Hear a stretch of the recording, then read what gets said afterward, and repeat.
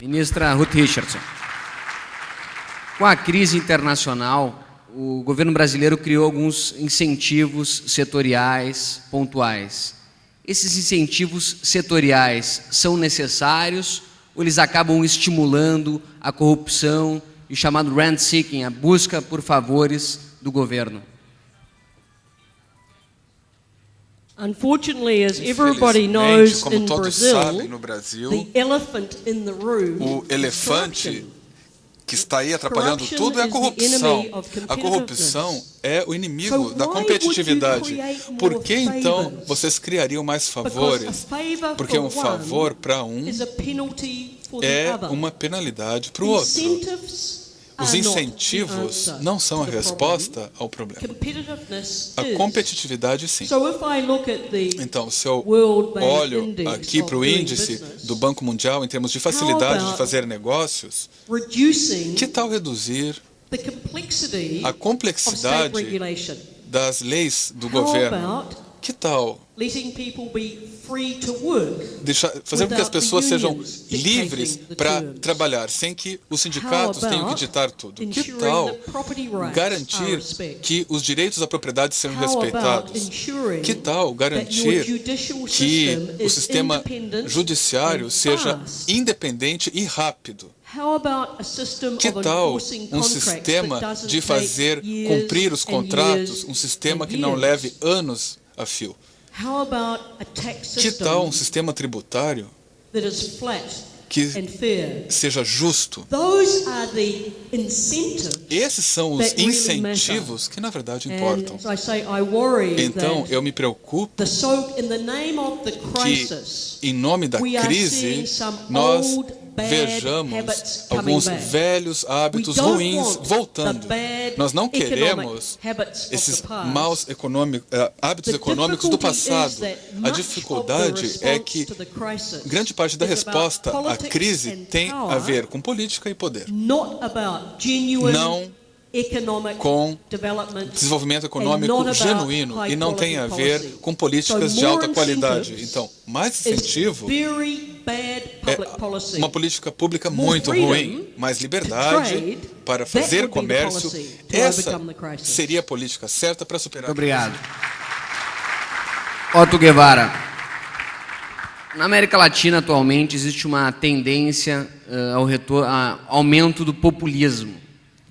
Dentre as medidas propostas está realmente esse fechamento à competição internacional, que eles chamam de concorrência predatória.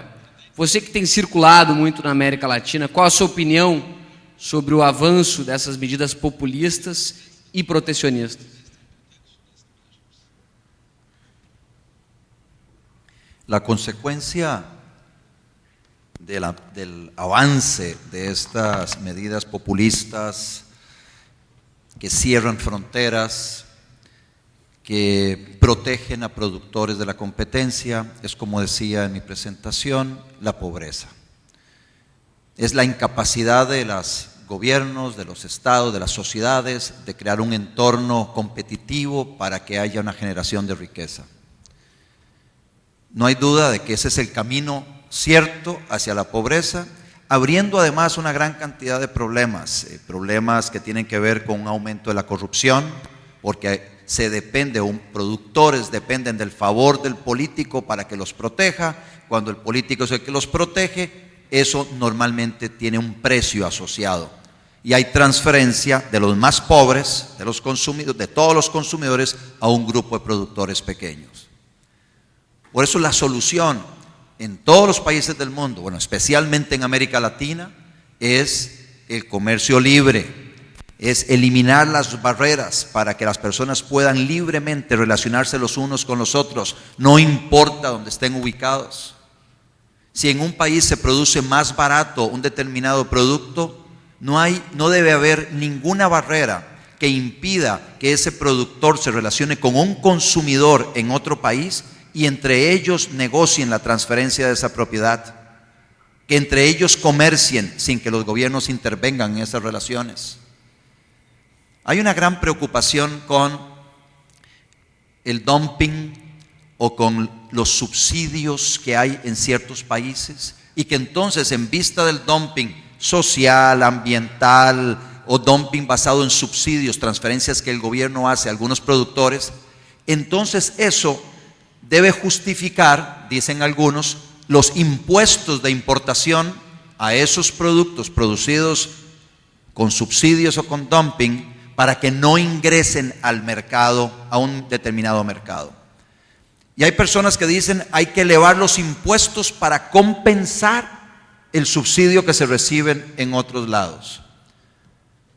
La meditación que debemos hacer en relación con eso es: ¿tienen los consumidores, tenemos los consumidores derecho a consumir, a comprar los productos en aquel lugar del mundo donde se produzcan al menor precio posible? Si los pagadores de impuestos, si los taxpayers de otro país a través de transferencias subsidian a algunos productores, ese es un problema de los taxpayers de ese país, de los pagadores de impuestos. ¿Por qué no beneficiarnos todos los consumidores de los productos baratos que se producen en diferentes partes del mundo?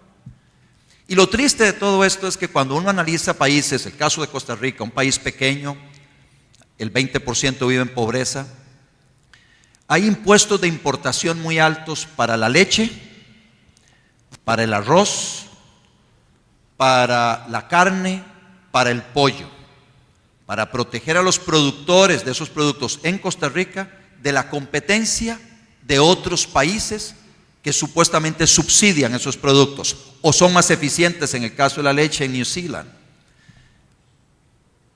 Entonces los gobernantes erigen esas barreras al comercio. Los productos que vienen de afuera llegan más caros. El consumidor tiene que pagar más por esos productos. Pero vean qué interesante. ¿A quién afecta más los impuestos de importación sobre esos productos? A los más pobres.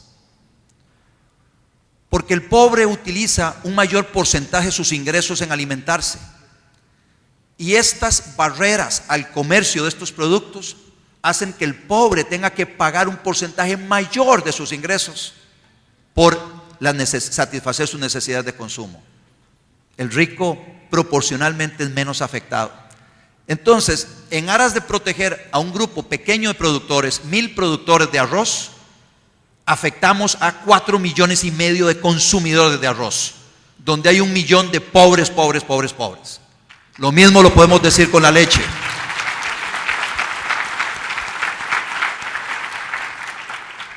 Y esto es algo que lamentablemente muchos políticos no toman en cuenta. No toman en cuenta a los consumidores. 180 millones de consumidores en Brasil. Imagínense lo extraordinario. Decía Ruth Richardson que Lula podría ser el gran héroe si facilita el comercio y hace que 180 millones de consumidores tengan acceso a los productos baratos producidos en el mundo. Serían mucho más ricos, menos pobres, y tendrían más dinero para satisfacer otras necesidades de consumo. Lamentablemente los grupos de interés, los grupos de productores tienen mucho lobby, mucho músculo, y hacen que los gobernantes legislen para ellos. Muchos de los tratados de libre comercio no son tratados de libre comercio, son acuerdos comerciales. Un tratado de libre comercio debería tener un solo artículo: a partir de hoy, los habitantes de un país y otro país pueden comerciar libremente los unos con los otros. Period. Eso es un tratado de libre comercio. Lo demás son acuerdos comerciales. Y si ustedes se dan cuenta, son acuerdos comerciales donde el gobierno representa a productores, que se sienta con otro gobierno que representa a otros productores, y entre ellos deciden qué productos comerciar. Pero nunca están representados los consumidores. Eso es algo que tenemos que cambiar. Muito obrigado. Well,